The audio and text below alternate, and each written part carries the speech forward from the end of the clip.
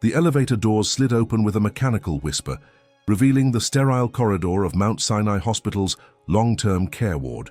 Daniel Rosenberg stepped out, his handmade Italian leather shoes clicking against the polished floor with the same rhythm they had for the past 18 years, 4 months and 12 days.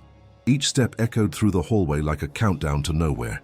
At 45, Daniel commanded respect in every boardroom from Manhattan to Miami. His real estate empire stretched across 3 continents, his name adorning skyscrapers that pierced the New York skyline like monuments to ambition. Forbes had called him the king of concrete and steel. Wall Street whispered his name with reverence. Yet here, in this sterile corridor that smelled of disinfectant and broken dreams, he was just another son carrying the unbearable weight of helplessness.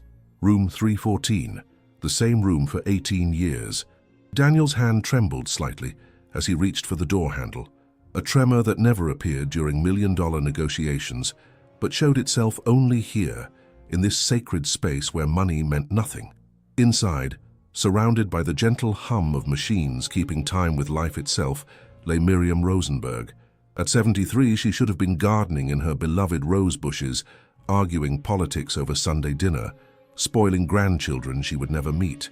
Instead, she lay motionless, her silver hair carefully combed by nurses who had become her silent companions, her face peaceful yet absent, as if her soul was traveling through distant realms, while her body remained anchored to this earthly bed. Daniel pulled the familiar leather chair closer to her bedside, the same chair he had bought 18 years ago, worn smooth by countless hours of vigil. He sat down heavily, his powerful frame suddenly appearing fragile in the soft afternoon light filtering through the hospital window. "Hello, Mama," he whispered, his voice cracking slightly on the familiar Hebrew word she had taught him as a child. "It's me, Daniel. It's Thursday. Your favorite day, remember? You always said Thursdays were for new beginnings."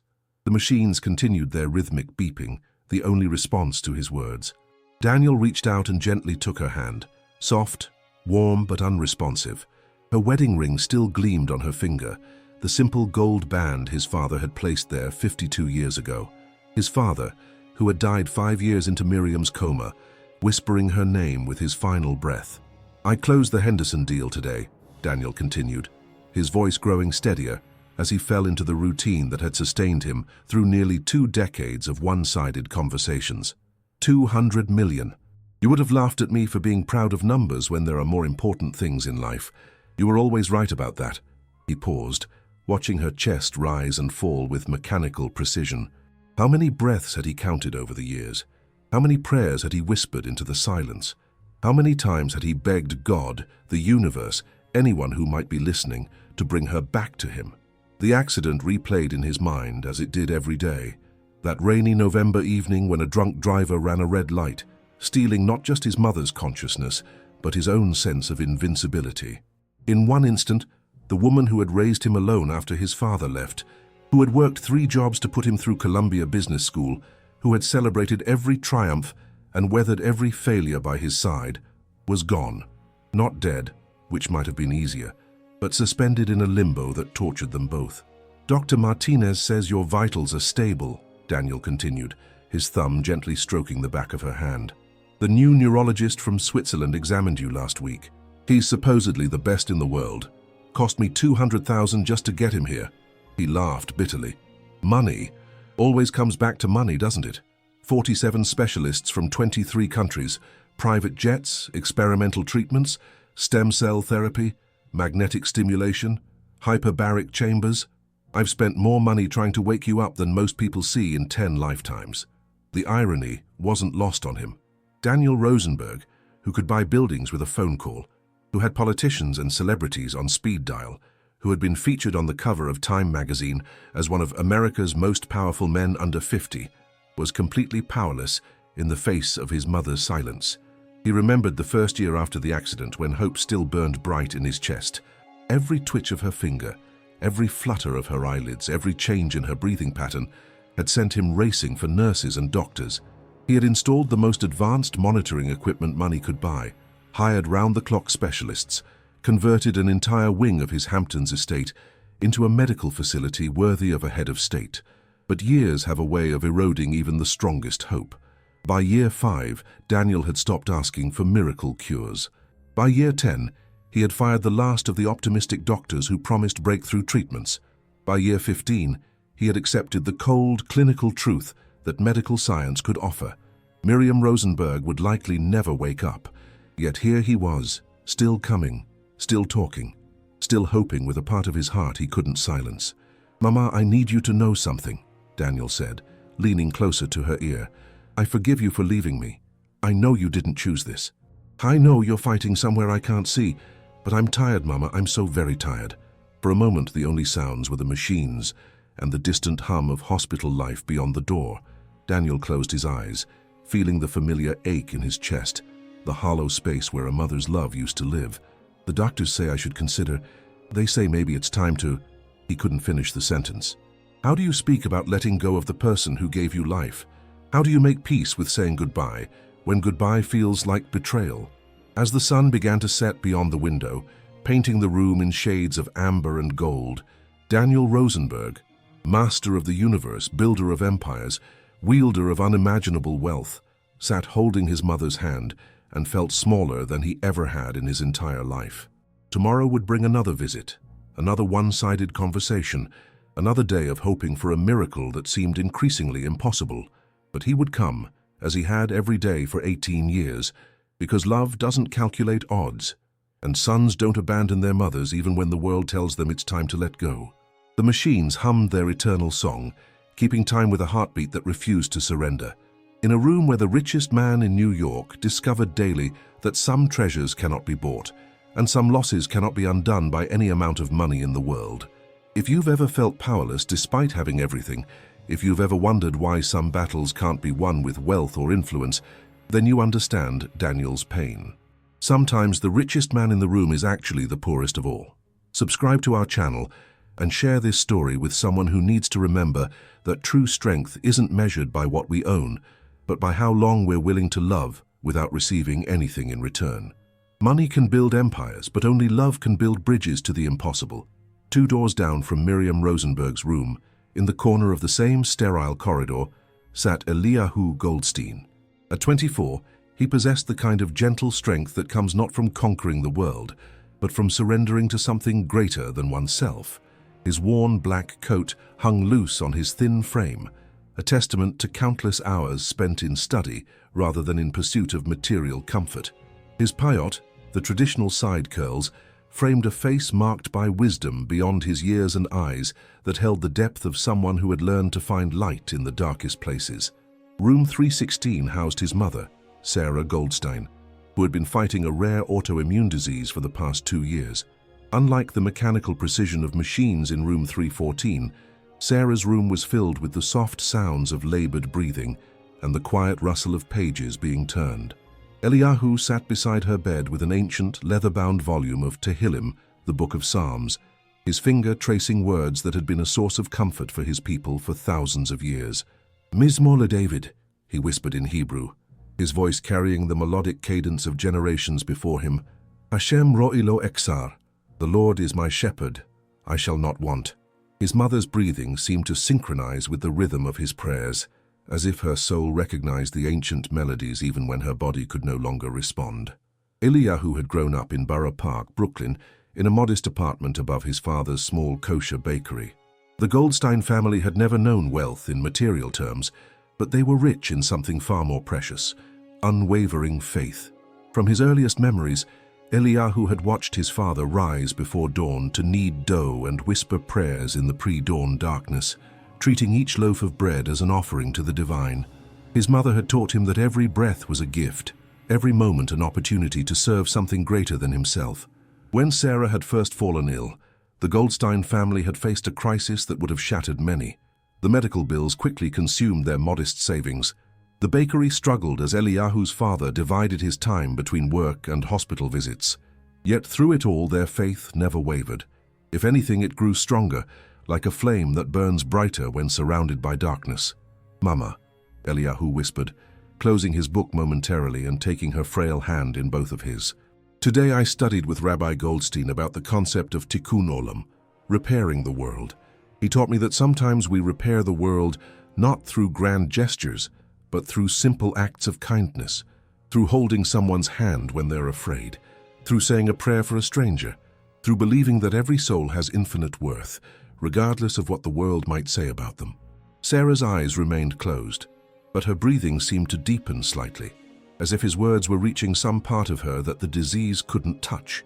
This was the mystery that Eliyahu had learned to embrace, the belief that souls communicate in ways that transcend the physical world, that love and faith create bridges that no illness can destroy.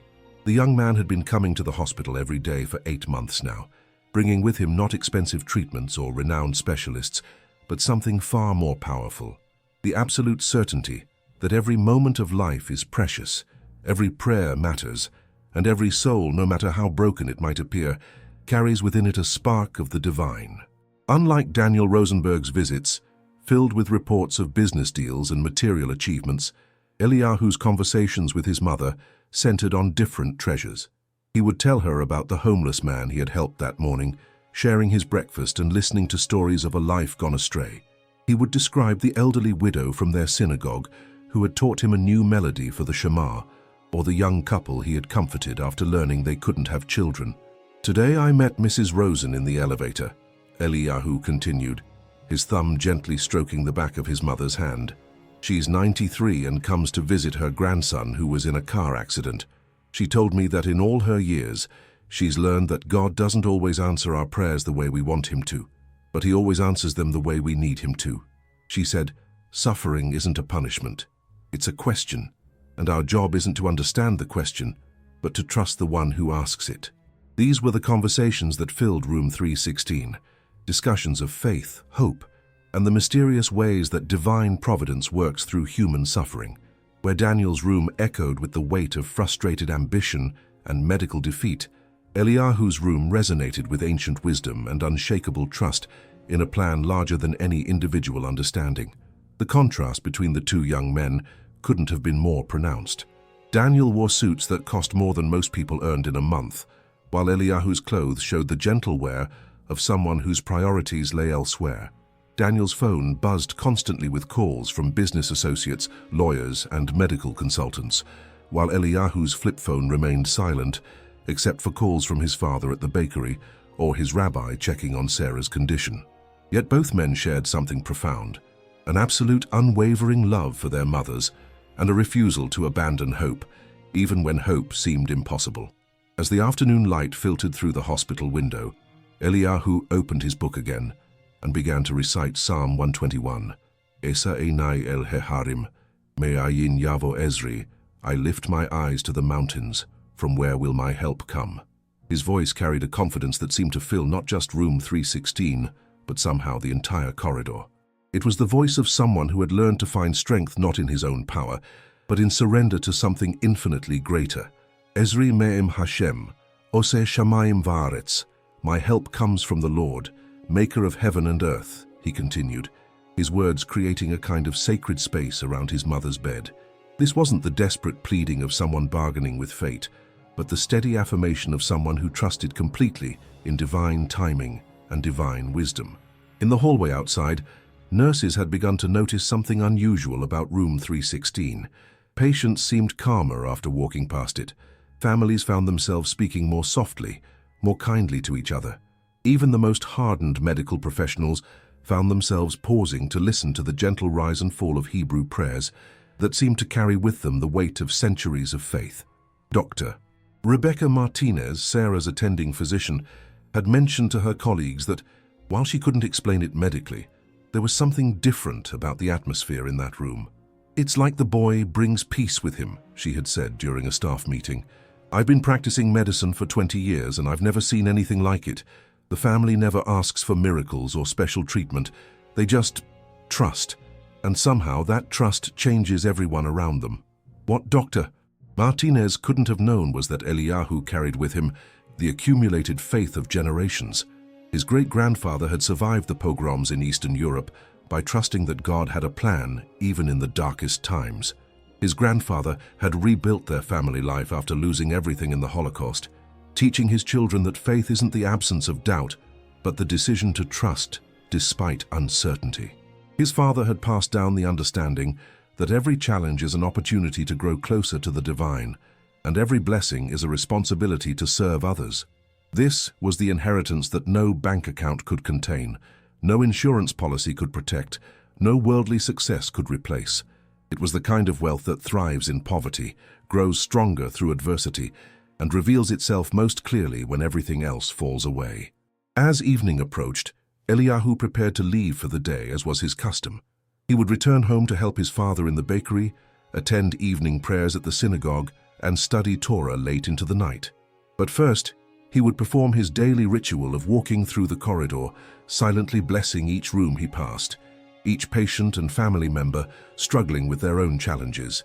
He didn't know that 2 doors down, Daniel Rosenberg sat in similar vigil beside his mother's bed. He had never seen the billionaire who commanded newspaper headlines and business conferences. In Eliyahu's world, success wasn't measured by the size of one's bank account or the height of one's buildings, but by the depth of one's faith and the breadth of one's compassion. Yet somehow, in ways that neither young man could yet imagine, their paths were about to intersect in a moment that would change both of their lives forever.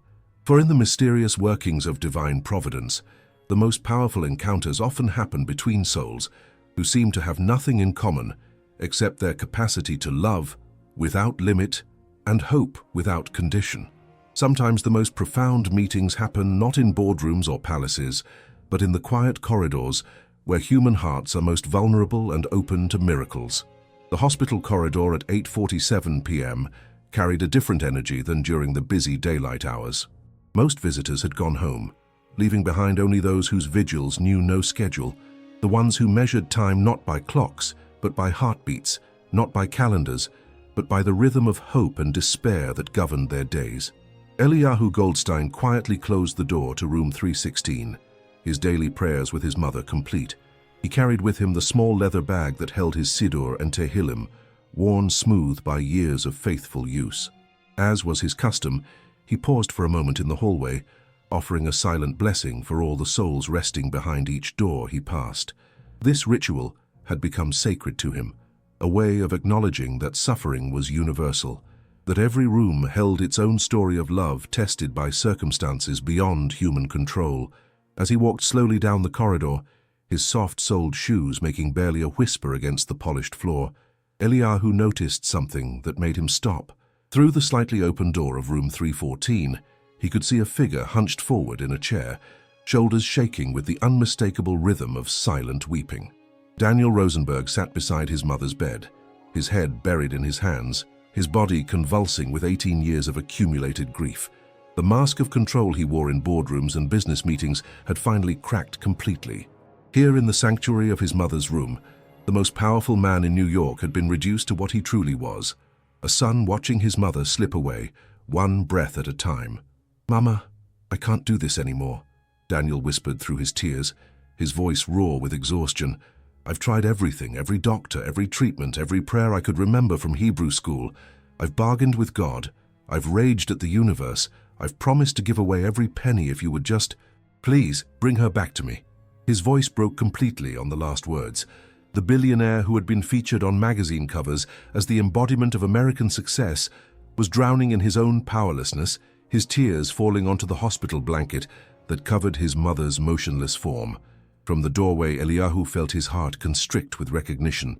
He had seen this kind of pain before, in his own mirror, in the faces of countless families in his community who had wrestled with illness, loss, and the terrible silence of unanswered prayers.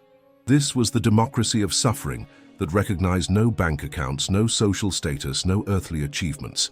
Pain was pain, love was love, and a son's tears were the same whether they fell from the eyes of a billionaire or a baker. For several minutes, Eliyahu stood motionless, unsure whether to intrude on such a private moment of anguish. In his tradition, there was great wisdom about knowing when to speak and when to remain silent, when to act, and when to simply bear witness to another's pain. But as he watched Daniel's shoulders shake with suppressed sobs, something deeper than social convention moved within him, the same impulse that had driven Jewish mothers to feed strangers during famines, that had compelled rabbis to comfort the grieving regardless of their faith or background. The Talmud taught that whoever saves a single life saves an entire world. But Eliyahu had learned from his teachers that sometimes saving a life meant more than preventing death. Sometimes it meant restoring hope when hope had died, bringing light when darkness seemed absolute, offering the gift of human connection when isolation threatened to consume the soul. Taking a deep breath and whispering a quiet prayer for guidance, Eliyahu gently knocked on the door frame. Daniel's head shot up, his tear-stained face suddenly alert and embarrassed. For a moment, the two men simply looked at each other across the divide that separated their worlds. One in a wrinkled designer suit that cost more than most people's cars. The other in simple black clothing that had seen countless washings but retained the dignity of someone who wore his values rather than his wealth. "I'm sorry," Daniel said quickly, wiping his eyes with his sleeve. "I didn't realize. I thought visiting hours were over." Eliyahu stepped into the doorway, his presence somehow filling the room not with intrusion, but with a quiet sense of peace that seemed to settle even the constant hum of medical equipment. "They are for most people," he said gently, his voice carrying the slight accent of someone raised in a Yiddish-speaking household. "But sons and daughters, we keep different hours." There was something in the young man's tone, a depth of understanding that transcended age, a recognition of shared experience that cut through all surface differences, that made Daniel pause. Here was someone who clearly understood the weight of vigil, the burden of love that refuses to surrender, even when surrender seems like mercy. "Is your mother?" Daniel asked, gesturing vaguely toward the corridor. "Room 316, Eliyahu replied simply. 2 years now. Autoimmune disease." "And yours?" 18 years, Daniel whispered, the number falling between them like a stone into still water. "Car accident. Coma." The silence that followed wasn't uncomfortable. It was the silence of recognition, of two souls acknowledging their membership in the same terrible brotherhood, of those who love beyond reason, who hope beyond logic, who refuse to let go even when letting go might be kinder. Eliyahu's eyes moved to the woman in the bed, taking in the carefully arranged silver hair, the peaceful expression, the wedding ring that still gleamed on her finger. He could see in her face the ghost of someone who had been beautiful, strong, vibrant. More importantly, he could feel something else, a presence, a soul that hadn't departed, that lingered in the space between this world and the next, waiting for something, holding on for reasons that transcended medical understanding. "What's her name?" Eliyahu asked softly. "Miriam," Daniel replied, his voice catching slightly on the word. "Miriam Rosenberg. She raised me alone after my father left. Worked 3 jobs to put me through school. Never asked for anything except that I be a good man." He laughed bitterly. "I'm not sure I've lived up to that." "Miriam," Eliyahu repeated, and somehow the name sounded different when he said it. Not just a label, but a recognition of the soul that bore it. "It's a beautiful name, like the prophetess who led our people through the desert, who brought forth water from the rock when all seemed lost." Daniel looked at the young man with surprise. Most people offered platitudes about his mother's condition, medical advice, or awkward condolences. But this stranger spoke of his mother as if he could see not just her body, but her essence, her connection to something larger than the tragedy that had befallen her. "Are you a rabbi?" Daniel asked. Eliyahu smiled slightly, an expression that transformed his entire face. "No, just a student, of Torah, of life, of the mysteries that we're not meant to understand but are called to trust." He paused, studying Daniel's face with eyes that seemed far older than his 24 years. "But I've learned something in my studies, something my grandfather taught me before he passed. He survived things that should have killed his faith. The Holocaust, losing his entire family, starting over with nothing in a strange country. Yet he used to tell me that the greatest miracles don't always look the way we expect them to." "What do you mean?" Daniel asked, despite himself drawn into conversation with this unusual young man who seemed to carry peace with him like a tangible presence. "We pray for healing, and we think we know what healing should look like," Eliyahu said, moving slightly closer to Miriam's bed. "We want dramatic recoveries, instant cures, the kind of miracles that make headlines. But sometimes healing comes in ways we don't recognize. Sometimes it comes not to the body, but to the spirit.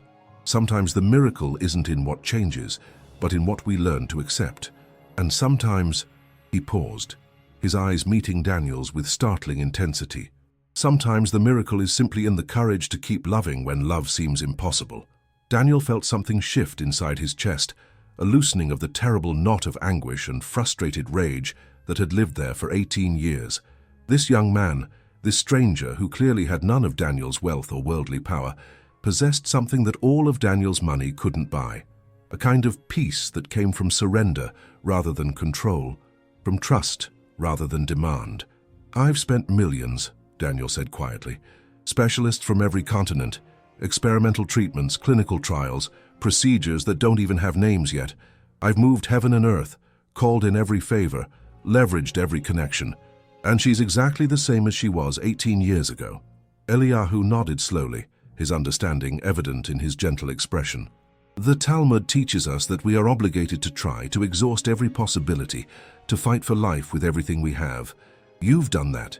You've honored her with your efforts, your devotion, your refusal to give up.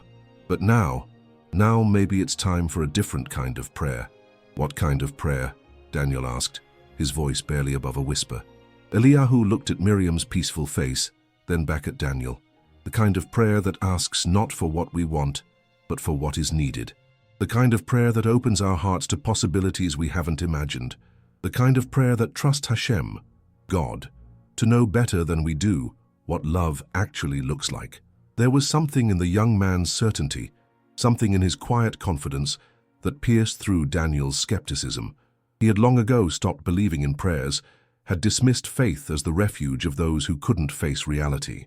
Yet here was someone who clearly understood suffering as intimately as Daniel did, who had spent months watching his own mother fade away, yet who somehow maintained not just hope, but joy.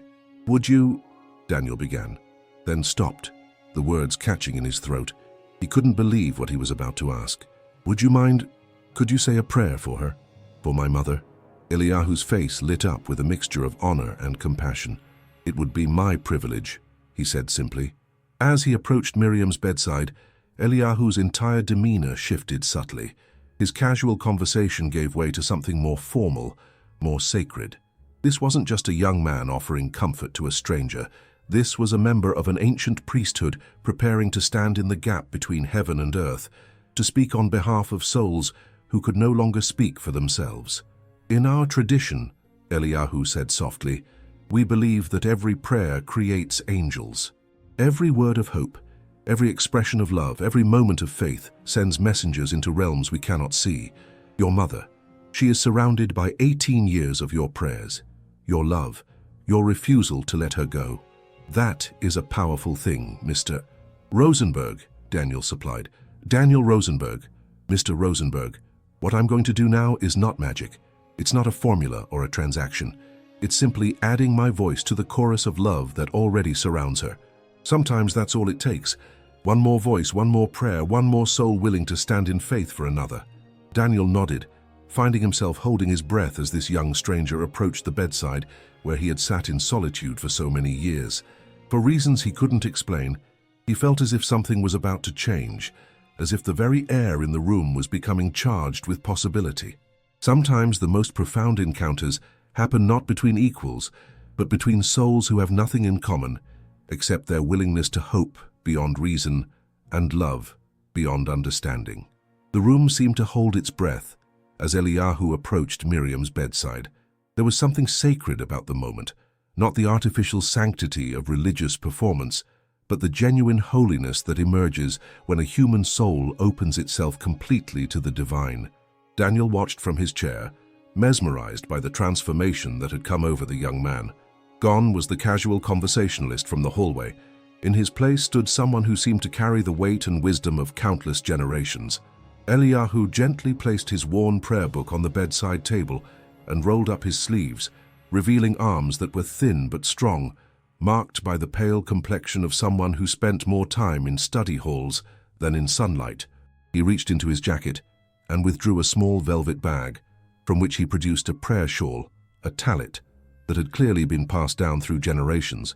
The wool was soft with age, the fringes yellowed by decades of use, the silver embroidery tarnished but still beautiful. "This belonged to my great-grandfather," Eliyahu said quietly, draping the tallit over his shoulders. "He wore it in the concentration camps, hidden beneath his prison uniform. When the Nazis took everything else, he managed to keep this. He used to tell me that as long as a Jew has his tallit and his faith, he is never truly naked before the world. Daniel felt a chill run down his spine. He had grown up knowing the stories of the Holocaust. His own grandparents had been survivors, but he had distanced himself from that heritage, viewing it as ancient history irrelevant to his modern life of penthouses and power lunches. Yet seeing this young man wrap himself in a garment that had survived humanity's darkest chapter, he felt a stirring of something he had long buried: pride in the resilience of his people, awe at the continuity of faith that had survived millennia of persecution. Eliyahu moved to stand beside Miriam's bed, his presence somehow transforming the sterile hospital room into something approaching a sanctuary. He looked down at her peaceful face with an expression of infinite tenderness, as if seeing not just the woman who lay unconscious, but the soul that resided within her, the mother who had sacrificed everything for her son, the daughter who had honored her parents, the woman who had faced life's challenges with dignity and grace. "Before I begin," Eliyahu said softly, his voice carrying the reverence of someone preparing to enter sacred space, "I want you to understand something about prayer in our tradition. We don't pray to change God's mind. We pray to change our own hearts. We don't demand miracles. We ask for the wisdom to recognize the miracles that are already present. And we don't pray alone. We join our voices with the prayers of our ancestors, with the longings of generations who have stood where we stand, facing the mystery of suffering and the power of love." He reached out slowly and placed his right hand gently over Miriam's left hand, the one that still wore her wedding ring. The touch was reverent, careful, the gesture of someone who understood that even in unconsciousness, the human soul deserves dignity and respect. Daniel noticed that Eliyahu's hand trembled slightly, not with nervousness, but with the weight of responsibility he was accepting, the sacred trust of standing as an intermediary between heaven and earth. "Ribono shel olam," Eliyahu began, his voice taking on the melodic cadence of Hebrew prayer. "Master of the universe, we stand before you not as strangers, but as your children, carrying in our hearts the same fears and hopes that have marked every generation before us." Even though Daniel's Hebrew was rusty from decades of disuse, something in the ancient language stirred memories he thought he had forgotten. He remembered sitting in temple as a child, listening to his grandfather chant the same prayers, feeling connected to something vast and eternal. He remembered his mother lighting Shabbat candles, her face glowing in the candlelight as she whispered blessings he had never bothered to learn. "Mode ani lefanecha," Eliyahu continued, his voice growing stronger, more confident. "I acknowledge before you, living and eternal King, that you have mercifully restored my soul within me. Your faithfulness is great." The words seemed to fill the room, not with volume, but with presence. Daniel found himself leaning forward, drawn into the rhythm of the prayer, feeling something awakening in his chest that he had thought was dead. Not just hope, but something deeper, the recognition that he was part of something larger than his own pain, connected to a story that began long before his birth and would continue long after his death. Eliyahu's hand remained gently placed over Miriam's as he began to recite Psalm 23, the same psalm that had comforted Jewish souls through exile and return, through persecution and celebration, through doubt and faith. But he didn't recite it as a rote memorization. Each word carried weight, each phrase emerged from deep understanding of its meaning. "Mizmor LeDavid, Adonai Roi, Lo Exar," he chanted, his voice taking on the haunting melody that had echoed in synagogues for centuries. "A Psalm of David, the Lord is my shepherd, I shall not want." Daniel felt tears beginning to well in his eyes again, but these were different from the desperate sobs that had shaken him earlier. These tears came from a place of recognition, of homecoming to a part of himself he had abandoned in his pursuit of worldly success. "Bin oteshe yarbitzaini, alme menu chot yinahaleni," Eliyahu continued. "He makes me lie down in green pastures. He leads me beside still waters." As the ancient words flowed from Eliyahu's lips, something extraordinary began to happen in the room. The constant hum of medical equipment seemed to fade into background silence. The harsh fluorescent lights appeared to soften. Even the antiseptic smell of the hospital gave way to something indefinable. Not a physical fragrance, but the sense of sanctity that descends when heaven and earth touch. "Nafshi Yeshovev, Yancheni Vamagle Tzedek Leman Shemo," Eliyahu prayed, his voice now carrying not just his own intention, but the accumulated power of countless generations who had spoken these words in moments of crisis and celebration. "He restores my soul. He guides me in paths of righteousness for his name's sake." Daniel watched as Eliyahu's face began to change. The young man's eyes were closed, but his expression showed a deep concentration, as if he were listening to something beyond human hearing. His breathing had synchronized with Miriam's, and somehow both of them seemed to be breathing more peacefully, more naturally than they had moments before. "Gam ki ailech begeit salmavet, lo irara ki ata imadi," Eliyahu chanted, his voice taking on an otherworldly quality. "Even though I walk through the valley of the shadow of death, I will fear no evil, for you are with me." The words hit Daniel like a physical force. The valley of the shadow of death.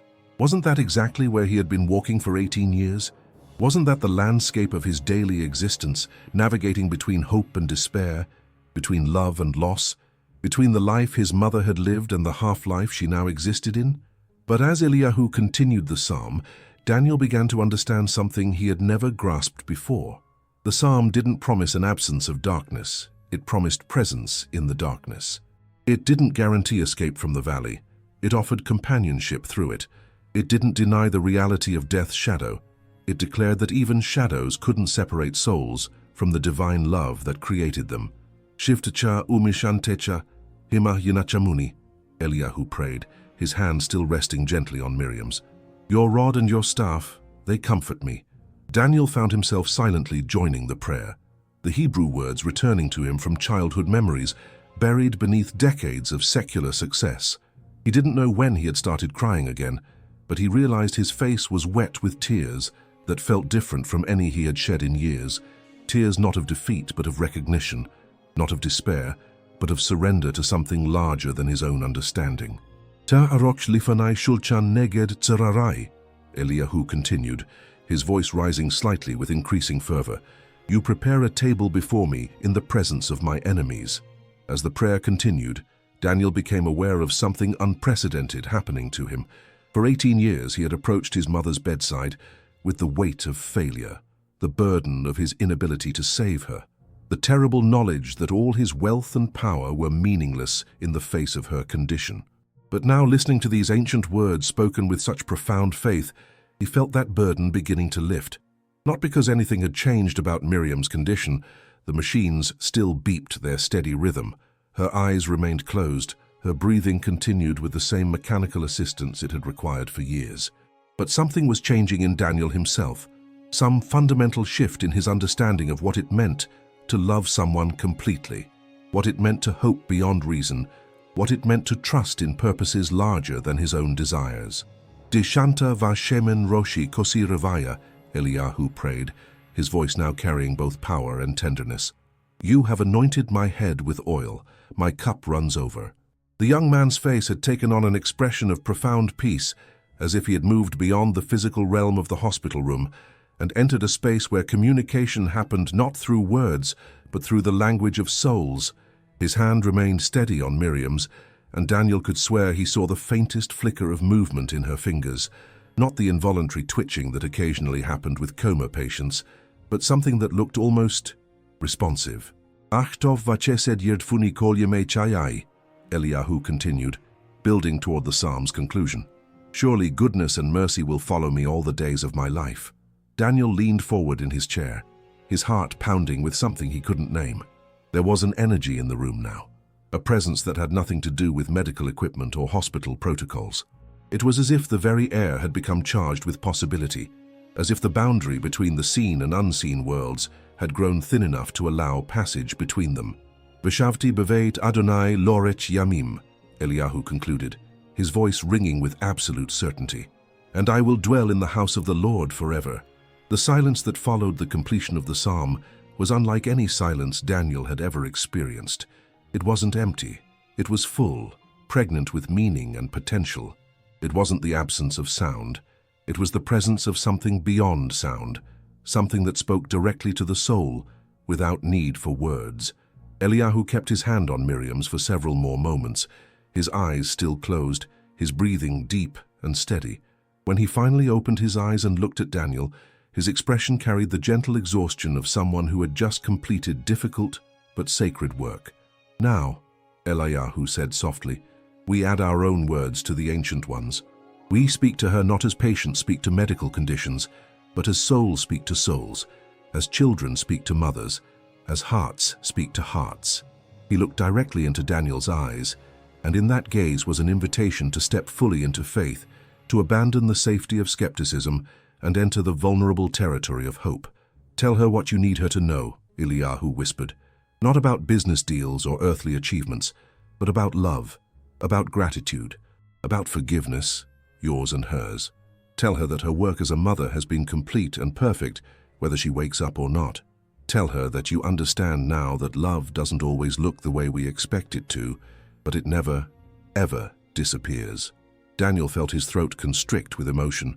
After 18 years of trying to bargain with fate, of demanding miracles, of raging against the unfairness of his mother's condition, he was being invited to simply love, completely, unconditionally, without attachment to outcomes. Sometimes the most powerful prayers are not requests for what we want, but expressions of gratitude for what we have already received. Sometimes miracles begin not when God changes our circumstances, but when faith changes our hearts. The silence in room 314 stretched like a bridge between worlds, the world of medical certainty and the realm of faith, the world of despair and the territory of hope, the world where Daniel had lived for 18 years, and the world where miracles were not just possible, but expected. Eliyahu's hand remained gently placed over Miriam's, and something in his stillness suggested that the prayer was not yet complete, that there was more work to be done in the invisible realm where souls communicate beyond the limitations of flesh. Daniel sat transfixed, feeling as if he were witnessing something that would change not just this moment, but every moment that would follow. The young man's invitation hung in the air like incense. Tell her what you need her to know. About love, about gratitude, about forgiveness. For nearly 2 decades, Daniel's conversations with his mother had been reports, updates on business deals, descriptions of his success, catalogues of his attempts to cure her condition. He had spoken to her as if she were a problem to be solved rather than a person to be loved. But now, stripped of his defenses by Eliyahu's profound prayer, he found himself face to face with truths he had been avoiding for 18 years. "Mama," Daniel began, his voice barely above a whisper, "I don't know if you can hear me. The doctors say you can't, but I think they're wrong about a lot of things." He reached out and took her other hand, the one not covered by Eliyahu's gentle touch. Her skin was soft and warm, and for the first time in years he allowed himself to really feel her presence, rather than focusing on her absence. "I need to tell you things I should have said years ago," Daniel continued, his voice growing stronger. "I need to tell you that you were the perfect mother, even when I thought you weren't enough. Even when I was embarrassed that we lived in that tiny apartment, while my friends' families had big houses. Even when I wished you could afford the fancy clothes and expensive camps that other kids had." The words came haltingly at first, then in a rush, as if 18 years of unexpressed emotion were finally finding their voice. "You worked 3 jobs so I could go to Colombia. 3 jobs, Mama. You came home exhausted every night, your feet swollen, your back aching, but you still helped me with homework. You still made me feel like I was the most important person in the world." Eliyahu remained silent, his presence providing a sacred space where truth could finally be spoken. His eyes were closed again, and Daniel sensed that the young man was somehow holding space, not just for the words being spoken, but for the healing that needed to happen in dimensions beyond the physical.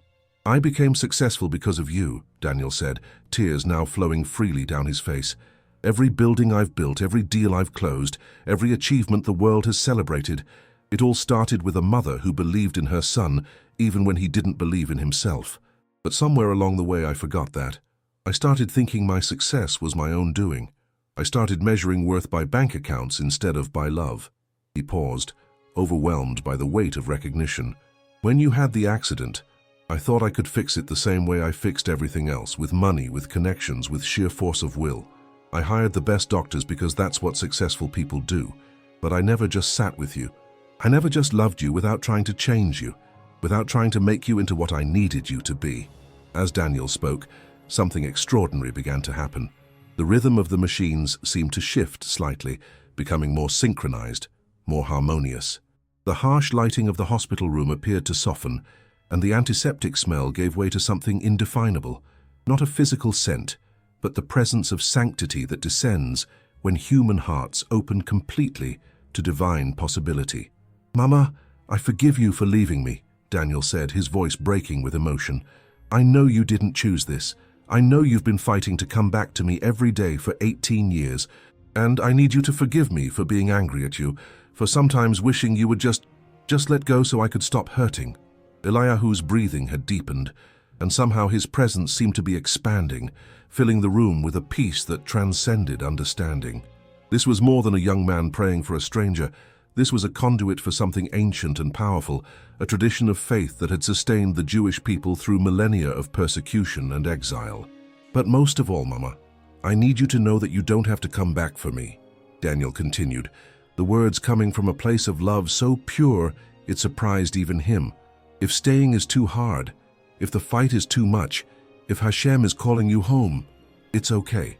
You've been the perfect mother. You've loved me enough for a lifetime. You've taught me everything I need to know about courage and sacrifice and unconditional love." As Daniel spoke these words of release, something shifted in the room's energy. It was as if his permission for his mother to let go had paradoxically created space for something else to happen, as if surrender had opened a door that demand had kept locked. "Your grandson would have loved you," Daniel whispered, referring to the children he had never had, too focused on building his empire to build a family. "Your great-grandchildren will know your name, will know the stories of their ancestor who gave everything so her son could have a chance at a better life. Your love will echo through generations, Mama. That's your legacy. Not whether you wake up, but how completely you loved." The silence that followed was pregnant with possibility. Even the machines seemed to be holding their breath. Eliyahu's hand remained steady on Miriam's, and Daniel noticed that the young man's lips were moving in silent prayer, words in Hebrew too quiet to hear, but somehow loud enough to reach whatever realm they were intended for. "Ribono shel olam," Eliyahu whispered, his voice taking on the quality of someone speaking directly to the divine. "We don't ask you to change your plan. We ask you to reveal your mercy in whatever way serves your highest purpose. If it is time for this holy soul to return to you, give her peaceful passage and comfort her son in his grief. If it is time for healing, let your light shine through her darkness. But whatever you choose, let it be with such obvious love that no one can doubt your presence in this moment." As the prayer continued, Daniel found himself holding his breath. There was an expectancy in the air, a sense that the veil between the seen and unseen worlds had grown thin enough for passage in either direction. He had the strange sensation that the room was filled with presences he couldn't see, perhaps his father, perhaps other ancestors, perhaps angels drawn by the sincerity of their prayers. "And if you choose to work a miracle," Eliyahu continued, his voice growing stronger, "let it serve not just this family, but all who hear of it. Let it remind the world that you have not abandoned your children, that love is stronger than death, that faith can move mountains and open eyes that have been closed for years." The young man's hand began to tremble slightly on Miriam's, not with nervousness, but with the intensity of whatever he was experiencing. Daniel watched mesmerized, as Eliyahu's face took on an expression of profound concentration, as if he were listening to voices from another realm, receiving instructions from sources beyond human understanding. "B'Shem Hashem, Elohei Avraham, Elohei Yitzchak, Va-Elohei Yaakov," Eliyahu prayed, invoking the God of the patriarchs. "In the name of the Lord, God of Abraham, God of Isaac, and God of Jacob, we ask for your intervention in this holy moment. Let your will be done, but let it be done with such obvious mercy that all who witness it will know you are real, you are present, you are the God who hears the cries of your children." As the ancient names were spoken, something extraordinary began to happen. Daniel, still holding his mother's left hand, felt the slightest movement, so subtle he might have dismissed it as his imagination if he hadn't been so completely focused on every sensation, every possibility. Miriam's fingers twitched. Not the random neurological firing that sometimes happens with coma patients, but something that felt intentional, responsive, connected. Daniel's heart began to race, but he forced himself to remain still, afraid that any movement might shatter whatever delicate process was unfolding. "Mama?" Daniel whispered, his voice barely audible. Eliyahu's eyes snapped open, and he looked down at Miriam's face with an expression of profound expectancy.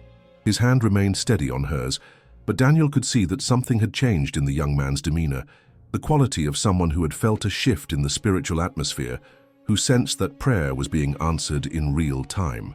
"Miriam," Eliyahu said softly, speaking directly to the unconscious woman for the first time. "Miriam, daughter of Israel, your son needs you.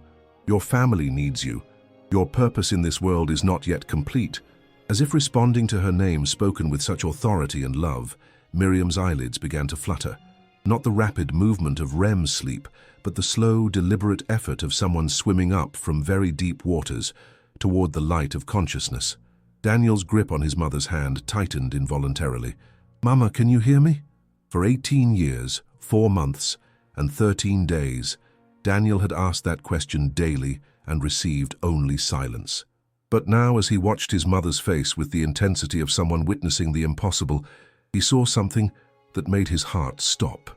Miriam's eyes opened, not all at once, not dramatically, but slowly, deliberately, like someone waking from the deepest sleep imaginable.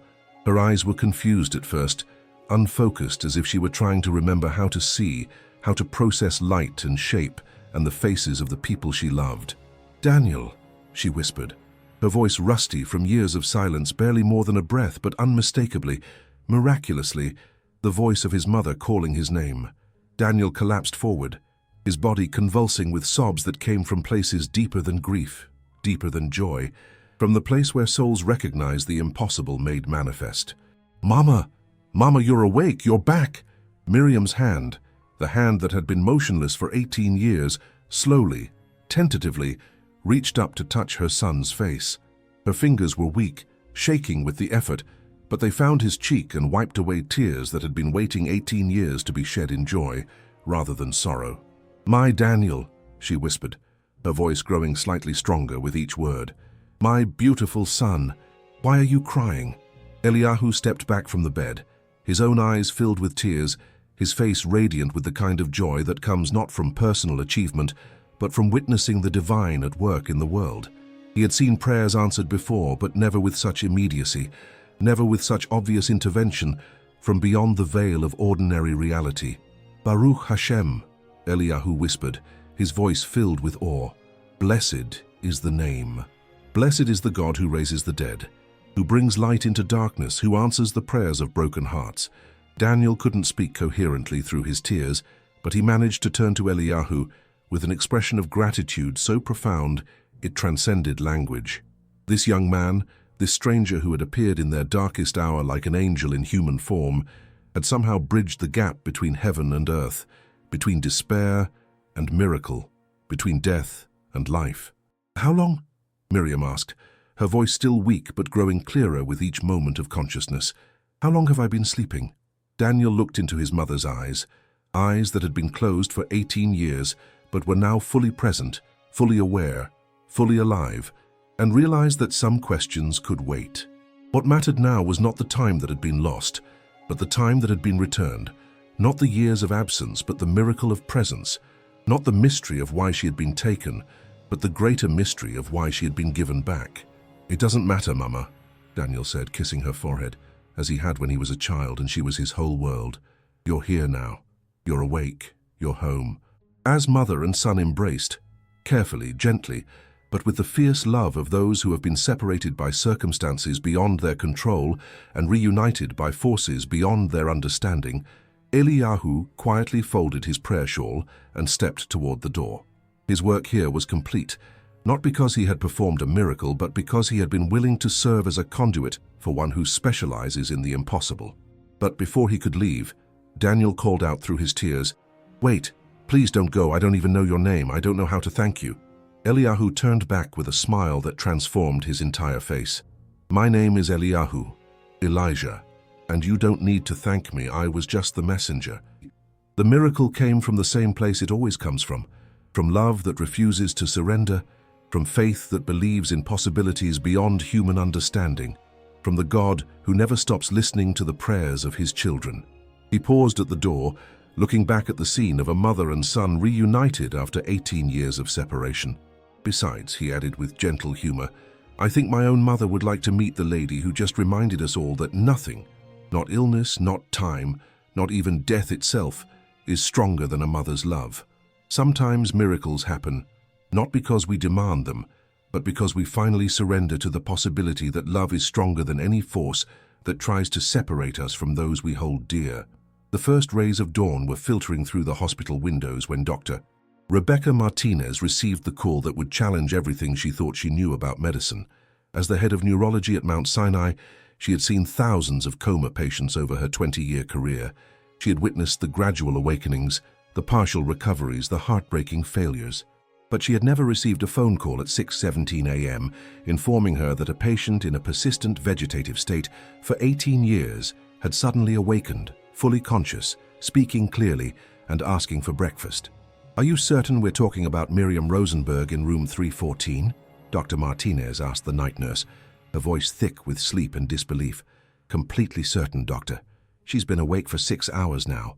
She's oriented to person and place, though understandably confused about time.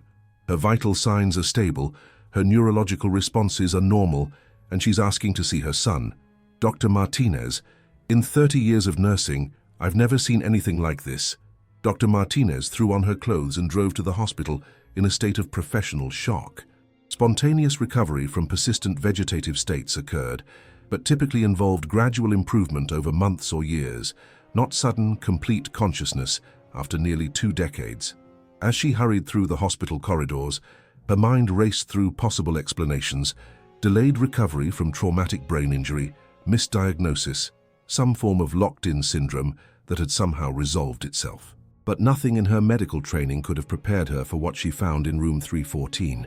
Miriam Rosenberg sat propped up in bed, her silver hair carefully combed by her son, her eyes bright and alert. She was holding Daniel's hand and listening intently as he showed her photographs on his phone, pictures of the buildings he had constructed, the life he had built, the success he had achieved during her long absence. "This is the Rosenberg Tower in Manhattan," Daniel was saying, his voice still hoarse from hours of crying and talking.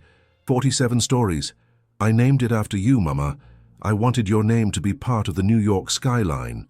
Miriam studied the photograph with the concentration of someone trying to absorb 18 years of missed history in a single morning.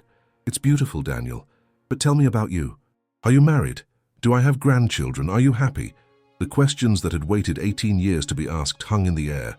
Daniel hesitated, suddenly aware of how empty his personal life had become in his pursuit of professional success. I've been too focused on business, Mama. I kept thinking I would settle down after I made enough money to take care of you properly. But enough was never enough. Doctor. Martinez cleared her throat from the doorway, her presence interrupting the intimate conversation between mother and son. "Mrs. Rosenberg, I'm Dr. Martinez, your neurologist. How are you feeling?" Miriam turned toward the doctor with a smile that transformed her entire face. "Confused but grateful. Very, very grateful. My son tells me I've been sleeping for 18 years. It feels like I closed my eyes yesterday and had the strangest dreams." "What do you remember from your time unconscious?" Dr. Martinez asked, pulling up a chair beside the bed, her scientific curiosity overriding her professional composure. Miriam was quiet for a long moment, her eyes taking on a distant quality, as if she were looking into realms invisible to the rest of them. "I remember being in a place that wasn't quite here and wasn't quite there. I could hear Daniel talking to me sometimes, especially when he was very sad or very angry.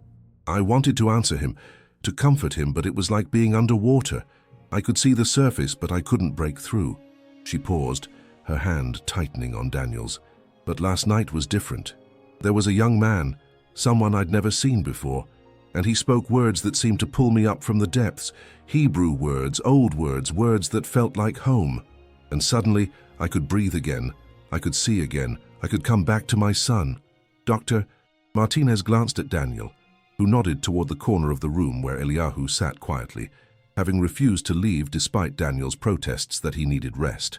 The young man had spent the night in the hospital chair, alternating between prayers of gratitude and gentle conversation with both mother and son, serving as a bridge between the miracle they had witnessed and the reality they were trying to process.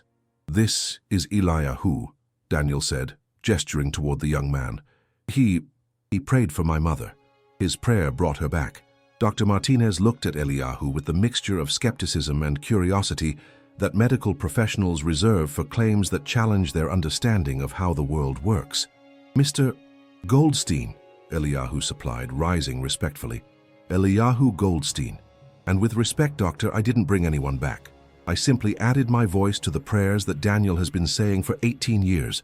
Sometimes the miracle isn't in what changes, but in when we finally surrender to the possibility that love is stronger than any force that tries to separate us. Before Dr. Martinez could respond, there was a soft knock on the door. A nurse entered, pushing a wheelchair occupied by a frail woman with kind eyes and a gentle smile. Eliyahu, your mother was asking to meet Mrs. Rosenberg. She heard about what happened and wanted to introduce herself. Eliyahu's face lit up with joy as he moved to embrace the woman in the wheelchair. Mama, you should be resting. Rest later, Sarah Goldstein said, with the authority of a Jewish mother overruling her son's concerns. Right now, I want to meet the lady who reminded us all that miracles still happen in this world. The introduction between Sarah and Miriam was like watching two souls recognize each other across the divide of different lives but shared experience. Both were mothers who had raised sons alone. Both had faced serious illness. Both had discovered that love transcends the boundaries of consciousness and time. Your son is a special young man, Miriam said, taking Sarah's hand. He has a gift I've never seen before, the ability to bring heaven down to earth through prayer. Sarah smiled, her eyes filling with tears of pride and gratitude. He gets that from his grandfather. May his soul rest in peace. That man could pray rain from a clear sky when his faith was strong enough. As the two women talked, sharing stories of their sons and their struggles, Dr. Martinez found herself witnessing something that challenged her medical worldview, but touched something deeper than professional knowledge. Here were two families brought together by circumstances that defied scientific explanation, finding comfort and meaning in each other's company. Dr. Martinez, Daniel said, pulling her aside, I need to ask you something that's going to sound crazy. Is there any medical reason why my mother shouldn't be recovering as well as she appears to be? Any complications we should expect? Dr. Martinez considered the question carefully. Theoretically, after 18 years of muscle atrophy and neurological dormancy, we should be seeing significant physical and cognitive deficits. But her reflexes are normal. Her memory appears intact. Her motor functions are remarkably preserved. It's as if her body was somehow protected during the coma. Protected by what? Daniel asked. I wish I knew, Dr. Martinez admitted. In medical school, they teach us that correlation doesn't imply causation. Just because your mother woke up after Mr. Goldstein prayed doesn't mean the prayer caused the awakening, but she paused, looking back at the scene of two mothers and two sons sharing stories and laughter in a hospital room that had known only sadness for nearly 2 decades. But sometimes correlation is all we have to explain the inexplicable. Word of Miriam's awakening spread through the hospital with the speed that extraordinary news travels in places where life and death hang in constant balance. By noon, nurses from other floors were finding excuses to pass by room 314. Doctors who had no medical reason to visit were stopping to check on the miracle patient. Families with their own loved ones in long-term care were gathering in the hallway, some hoping to catch a glimpse of proof that impossible recoveries could happen. Others simply wanting to be near a place where hope had been vindicated. Among the visitors was Rabbi David Goldstein, Eliyahu's teacher and spiritual mentor, who had rushed to the hospital when he heard the news. A man in his 70s with a white beard and eyes that sparkled with wisdom, earned through decades of studying Torah and counseling those in crisis. Rabbi Goldstein carried with him the authority of someone who had witnessed many miracles but never ceased to be amazed by them. Eliyahu, the rabbi said, embracing his student with obvious pride and emotion. Tell me what happened. Tell me exactly what you did. I did nothing special, Rabbi, Eliyahu replied, his humility genuine and complete. I simply prayed the prayers you taught me, trusted in the wisdom you shared with me, and believed what our tradition has always taught, that every soul is precious to the Almighty, that no prayer goes unheard, and that love creates bridges even death cannot destroy.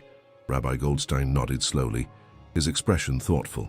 There's a teaching in the Talmud that says, when someone saves a single life, it's as if they saved an entire world. But sometimes, my dear student, when we save one life, we save more than one world.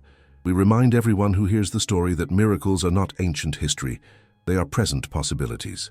As if to prove the rabbi's point, Dr. Martinez approached with news that would expand the miracle's impact far beyond room 314. Mr. Rosenberg, Mrs. Rosenberg, I thought you should know.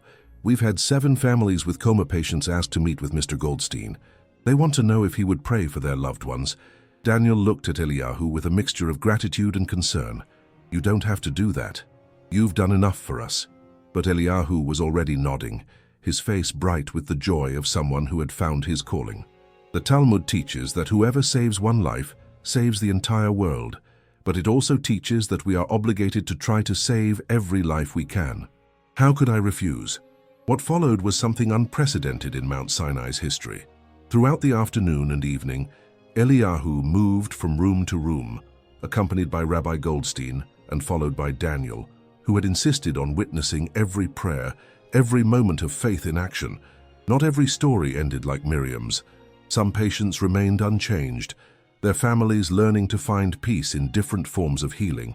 Others experienced gradual improvements, a squeeze of a hand, a flutter of eyelids, small signs of consciousness that rekindled hope without providing the dramatic awakening that had brought Miriam back to full awareness. But in room after room, something extraordinary was happening. Families who had been isolated in their private griefs were finding community with others who understood their struggle. Medical staff were rediscovering the mystery and wonder that had drawn them to healing professions. The hospital itself seemed transformed, its sterile corridors infused with something that couldn't be measured by medical instruments but could be felt by anyone with an open heart. In room 427, Eliyahu prayed over Maria Santos, who had been in a coma for 3 years after a stroke. While Maria didn't wake up, her daughter Rosa felt a peace she hadn't experienced since her mother's illness began. I always thought if I prayed hard enough, loud enough, long enough, I could force God to heal her, Rosa told Eliyahu through her tears. But listening to you pray taught me that sometimes the miracle isn't in what we get, but in learning to trust what we're given. In room 512, the family of James Mitchell, a construction worker who had been unconscious for 8 months after a workplace accident, gathered around his bed as Eliyahu offered the same Hebrew prayers that had preceded Miriam's awakening. James didn't open his eyes, but his wife Susan swore she felt him squeeze her hand for the first time since the accident. It may not be a full miracle, she said, but it's miracle enough for today. By evening, the story had spread beyond the hospital. Local news crews had arrived, eager to cover the miracle at Mount Sinai. But Eliyahu politely declined interviews, and Daniel used his influence to keep reporters away from his mother's room. Some stories, they agreed, were too sacred for public consumption, too precious to be reduced to sound bites and sensational headlines. As night fell over New York City, Daniel found himself in a place he had never expected to be, sitting beside his mother's hospital bed, not as a desperate son hoping against hope for a miracle, but as a grateful child, marveling at the miracle he had received. Miriam was sleeping peacefully, her hand in his, her breathing natural and unlabored for the first time in 18 years. Across the room, Eliyahu sat with his own mother, reading to her from the book of Psalms, their quiet Hebrew words creating a sacred atmosphere that seemed to encompass both families in its peaceful embrace. "Daniel," Miriam said softly, her eyes opening as if she had sensed his thoughts. "I want you to promise me something. Anything, Mama. Promise me that you won't go back to the life you had before. Promise me that you'll remember what you learned in this room, that success isn't measured by the buildings you construct, but by the relationships you build, that wealth isn't counted in dollars, but in the love you give and receive, that the most important things in life can't be bought, but they can be lost if we forget to treasure them." Daniel leaned forward and kissed his mother's forehead, breathing in the miracle of her presence, the gift of her voice, the blessing of her love. "I promise, Mama. I promise to remember everything." As the city slept around them, 2 families kept vigil in a hospital room that had become a sanctuary, a place where the impossible had become possible, where faith had proven stronger than medical certainty, where love had built a bridge across 18 years of separation. Sometimes miracles don't just heal the people we pray for. They heal everyone who witnesses them, reminding us all that we live in a universe where love is the strongest force, hope is always justified, and faith can literally move mountains or open eyes that have been closed for nearly 2 decades. What would you have done if you were Daniel? Would you have had the faith to let a stranger pray over your mother? Share your thoughts in the comments below, and if this story touched your heart, don't forget to subscribe to our channel for more true stories of hope, faith, and the power of human connection. 3 months had passed since the night that changed everything. The autumn leaves of Central Park painted the city in shades of gold and amber as Daniel walked slowly through the paths he had never noticed during his years of racing between boardroom meetings and hospital visits. Today, like every Tuesday for the past 12 weeks, he was making his way to Borough Park, Brooklyn, to have lunch with the Goldstein family, a ritual that had become as essential to his week as any business meeting had ever been. The Daniel Rosenberg who stepped off the subway in Borough Park bore little resemblance to the man who had sobbed helplessly in room 314 3 months earlier. The expensive suits had been replaced by simple, well-made clothing. The constant buzzing of multiple phones had given way to a single device that he checked sparingly. Most remarkably, the expression of perpetual urgency that had marked his features for decades had softened into something approaching peace. The transformation hadn't been dramatic or sudden. It had unfolded gradually, like a flower opening to sunlight after a long winter. It began with small changes. Daniel started declining evening meetings to spend time with his mother. He stopped checking emails during their conversations.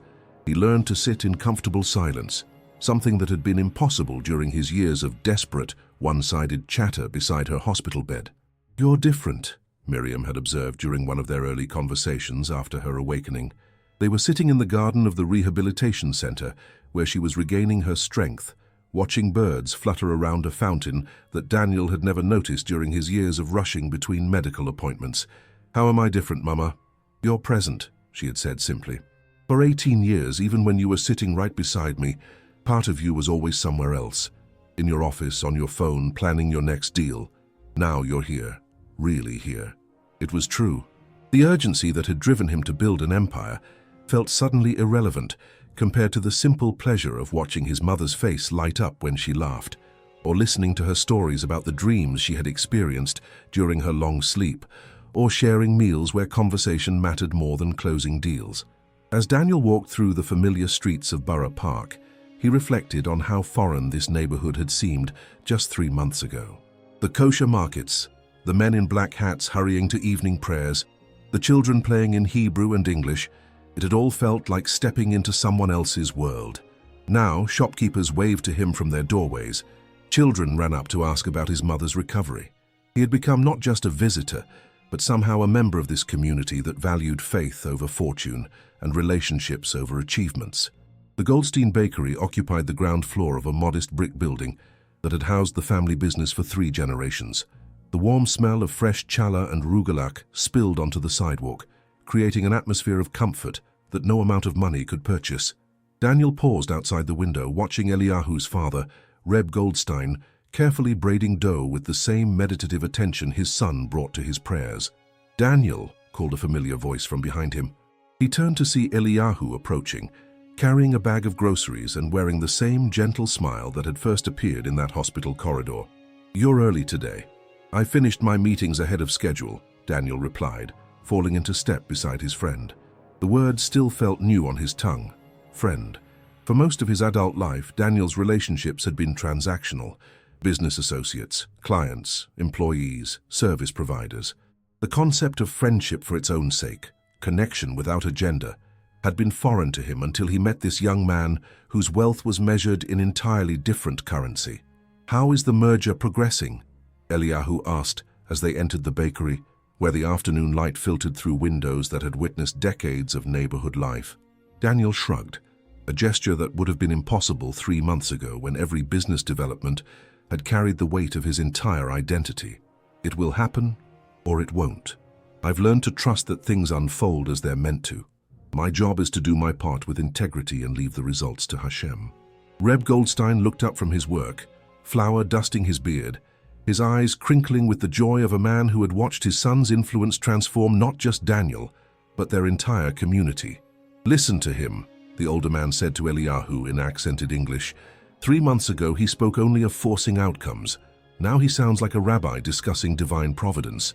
They climbed the narrow stairs to the apartment above the bakery, where Sarah Goldstein was setting the table with china that had been her grandmother's wedding gift. The simple meal, chicken soup, fresh bread, vegetables from the local market, represented a kind of abundance that Daniel's expensive restaurant dinners had never provided. "How is Miriam today?" Sarah asked as they settled around the table. The question had become a weekly ritual, but it never felt routine. Sarah's concern for Daniel's mother was genuine, the interest of someone who had shared the experience of watching a child suffer and finding strength in community support. "Stronger every day," Daniel replied, his face lighting up as it always did when he spoke of his mother's recovery. "The physical therapists say her progress is remarkable, but more than that, she's joyful. She wakes up every morning grateful for another day, another chance to experience life. She's teaching me things I never learned in all my years of success." "What kind of things?" Eliyahu asked, genuinely curious about the lessons emerging from this unprecedented miracle. Daniel was quiet for a moment, considering how to express insights that were still forming in his heart. "She's teaching me that presence is more valuable than presence, that listening is more important than speaking, that the question isn't how much we can accomplish, but how fully we can love the people in our lives." He paused, looking around the table at faces that had become dear to him, people who had welcomed him not because of his wealth or status, but simply because he was Eliyahu's friend, because he was part of a story that had reminded them all of God's continued presence in the world. "Yesterday, she told me something that's been haunting me in the best possible way," Daniel continued. "She said that during her coma, she could sometimes sense my visits, especially when I was most desperate or angry, but the times she felt closest to consciousness were when I stopped trying to fix her and just sat with her quietly, holding her hand, not asking for anything except the privilege of being near her." Sarah nodded knowingly.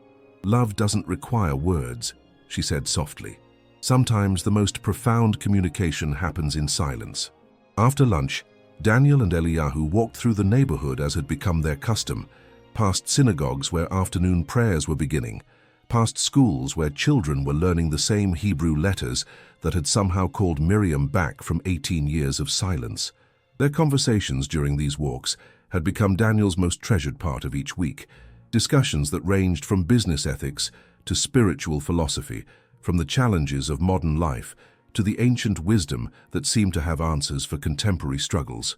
"I've been thinking about something Rabbi Goldstein said last week," Daniel mentioned as they paused at a small park where elderly men played chess and mothers watched toddlers discover the wonder of fallen leaves.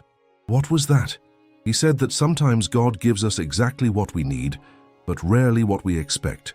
I prayed for 18 years for my mother to wake up, and I thought the miracle would be in getting her back exactly as she was before the accident, but the real miracle was in what I learned during those years of waiting, and what I'm continuing to learn now." Eliyahu smiled, settling onto a park bench that offered a view of the entire neighborhood. "My grandfather used to say that God's delays are not God's denials. Sometimes we need to become different people before we can receive what we've been asking for. I think I'm becoming a different person," Daniel said thoughtfully. "The strange thing is, I don't miss who I was before. I thought my identity was tied to my achievements, my wealth, my reputation.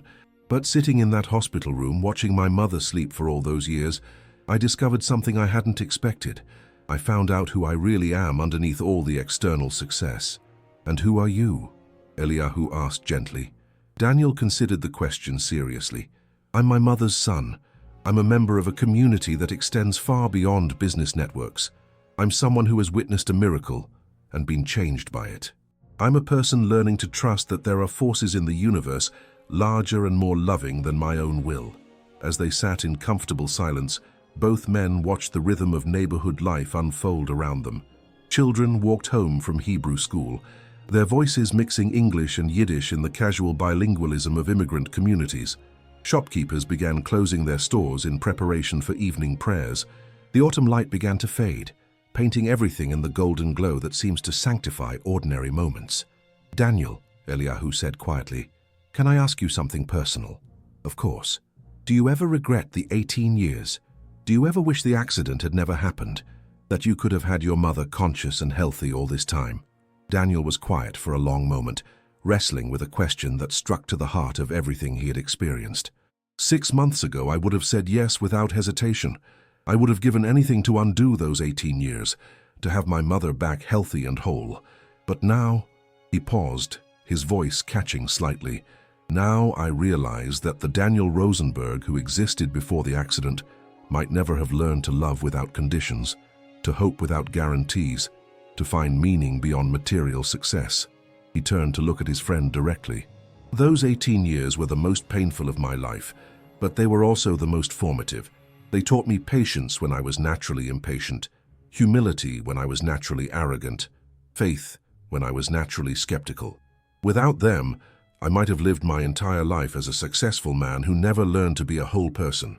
Eliyahu nodded with understanding that went beyond his years. In our tradition, we have a concept called Yisurim Shel Ahava, sufferings of love.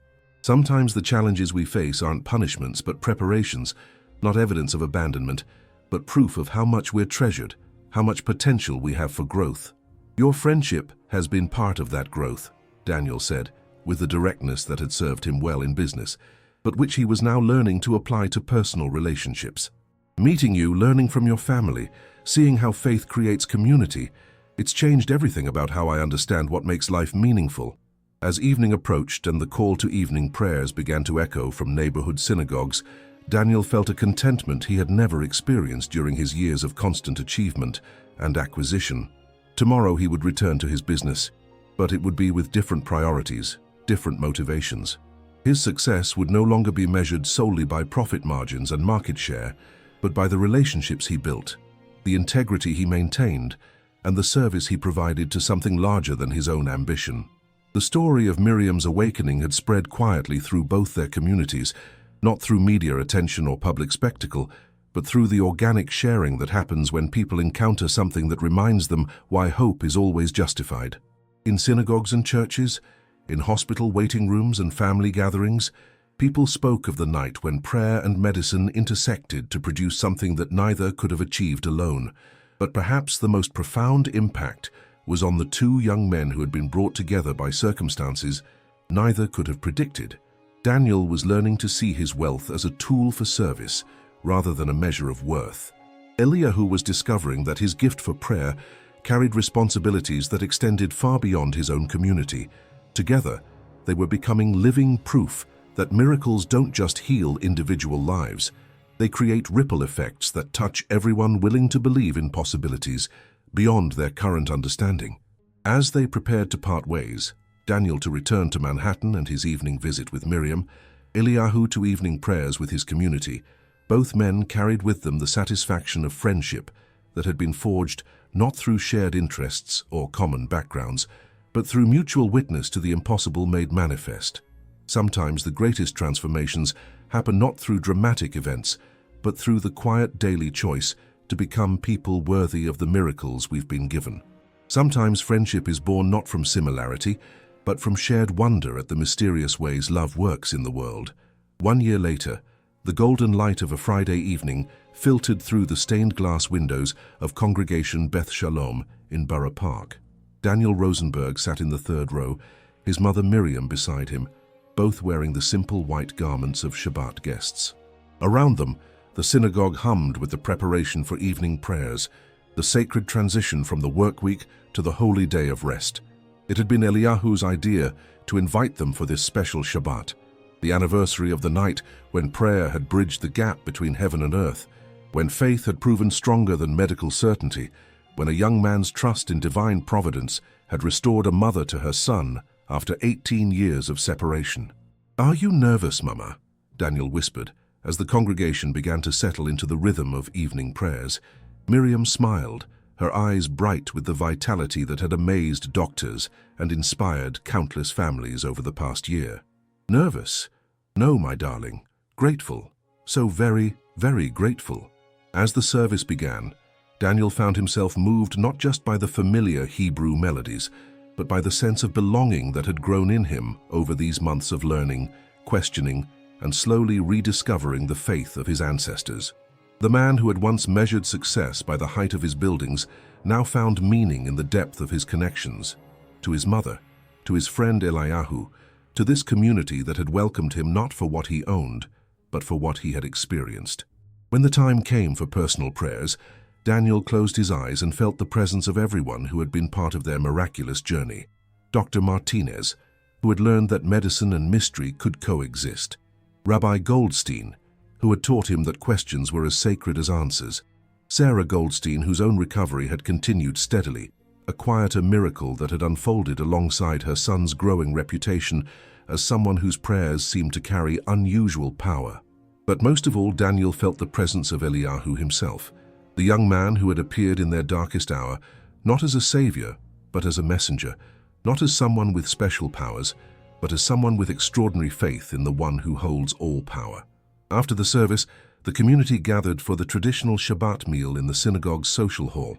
Daniel and Miriam found themselves surrounded by families who had heard their story, who had been touched by the reminder that love never gives up, faith never fails, and hope is always justified, even when hope seems impossible. "Tell us," said Mrs.